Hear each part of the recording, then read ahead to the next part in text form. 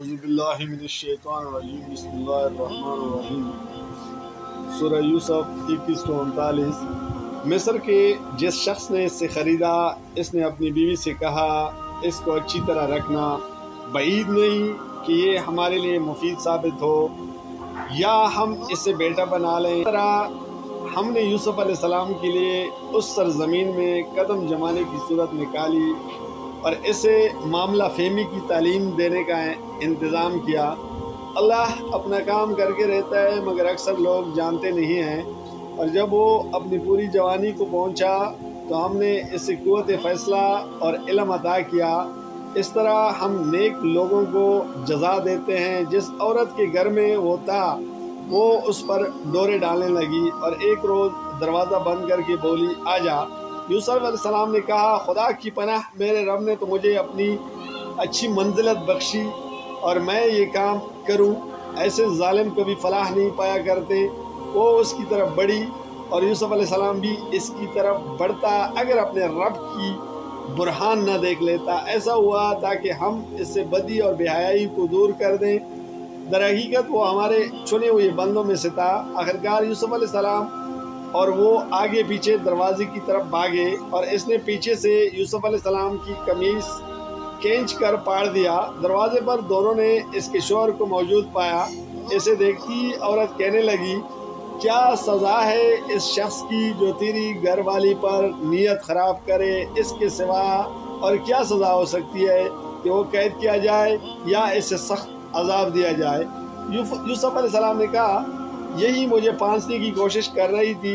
اس عورت کے اپنے کنبے والوں میں سے ایک شخص نے قرینی کی شہادت پیش کی کہ اگر یوسف علیہ السلام کا قمیص آگے سے پٹا ہوا ہو تو عورت سچی ہے اور یہ جھوٹا، اور اگر اس کا قمیص پیچھے سے پٹا ہو تو عورت جھوٹی ہے اور یہ سچا۔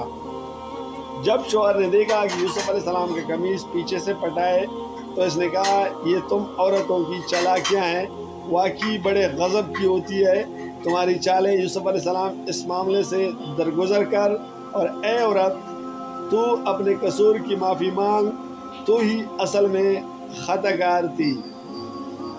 شہر کی عورتیں آپس میں چرچا کرنے لگی کہ عزیز کی بیوی اپنے نوجوان غلام کے پیچھے پڑی ہوئی ہے، محبت نے اس کو بے قابو کر رکھا ہے۔ ہمارے نزدیک تو صریح غلطی کر رہی ہے۔ اس نے جو ان کی یہ مکرانہ باتیں سنی تو ان کو بلاوا بھیج دیا اور ان کے لیے تکیہ دار مجلس آراستہ کی اور ضیافت میں ہر ایک کے آگے ایک چوری رکھ دی۔ پھر عین اس وقت جب کہ وہ پل کاٹ کر کھا رہی تھی، اس نے یوسف علیہ السلام کو اشارہ کیا کہ ان کے سامنے نکل آ۔ جب ان عورتوں کی نگاہ اس پر پڑی تو وہ دنگ رہ گئی اور اپنے ہاتھ کاٹ بیٹھی اور بے ساختہ پکار اٹھی حاشا اللہ، یہ شخص انسان نہیں ہے، یہ تو کوئی بزرگ فرشتہ ہے۔ عزیز کی بیوی نے کہا دیکھ لیا، یہ ہے وہ شخص جس کے معاملے میں تم مجھ پر باتیں بناتی تھی۔ بے شک میں نے اس سے رجانے کی کوشش کی تھی مگر یہ بچ نکلا۔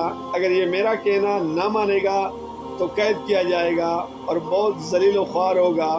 یوسف علیہ السلام نے کہا اے میرے رب، قید مجھے منظور ہے بنسبت اس کے کہ میں وہ کام کروں جو یہ لوگ مجھ سے چاہتے ہیں، اور اگر تو نے ان کی چالوں کو مجھ سے دفع نہ کیا تو میں ان کے دام میں پھنس جاؤں گا اور جاہلوں میں شامل ہو رہوں گا۔ اس کے رب نے اس کی دعا قبول کی اور ان عورتوں کی چالیں اس سے دفع کر دی۔ بے شک وہی ہے جو سب کی سنتا اور سب کچھ جانتا ہے۔ پھر ان لوگوں کو یہ سوجی کہ ایک مدت کے لیے اسے قید کر دیں، حالانکہ وہ اس کی پاک دامنی اور خود اپنی عورتوں کے برے اطوار کی صریح نشانیاں دیکھ چکے تھے۔ قید خانے میں دو غلام اور بھی اس کے ساتھ داخل ہوئے۔ ایک روز ان میں سے ایک نے اس سے کہا میں نے خواب میں دیکھا ہے کہ میں شراب کشید کر رہا ہوں۔ دوسرے نے کہا میں نے دیکھا کہ میرے سر پر روٹیاں رکھی ہیں اور پرندے ان کو کھا رہے ہیں۔ دونوں نے کہا ہمیں اس کی تعبیر بتائیے، ہم دیکھتے ہیں کہ آپ ایک نیک آدمی ہیں۔ یوسف علیہ السلام نے کہا یہاں جو کھانا تمہیں ملا کرتا ہے اس کے آنے سے پہلے میں تمہیں ان خوابوں کی تعبیر بتا دوں گا۔ یہ علم ان علوم میں سے ہے جو میرے رب نے مجھے عطا کیے ہیں۔ واقعہ یہ ہے کہ میں ان لوگوں کا طریقہ چھوڑ کر جو اللہ پر ایمان نہیں لاتے اور آخرت کا انکار کرتے ہیں، اپنے بزرگ ابراہیم علیہ السلام، اسحاق علیہ السلام اور یعقوب علیہ السلام کا طریقہ اختیار کیا ہے۔ ہمارا یہ کام نہیں ہے کہ اللہ کے ساتھ کسی کو شریک ٹھہرائیں۔ در حقیقت یہ اللہ کا فضل ہے ہم پر اور تمام انسانوں پر کہ اس نے اپنے سوا کسی کا بندہ ہمیں نہیں بنایا، مگر اکثر لوگ شکر نہیں کرتے۔ اے زنداں کے ساتھیو، تم خود ہی سوچو کہ بہت سے متفرق رب بہتر ہیں یا وہ ایک اللہ جو سب پر غالب ہے۔ جزاک اللہ، فی امان اللہ۔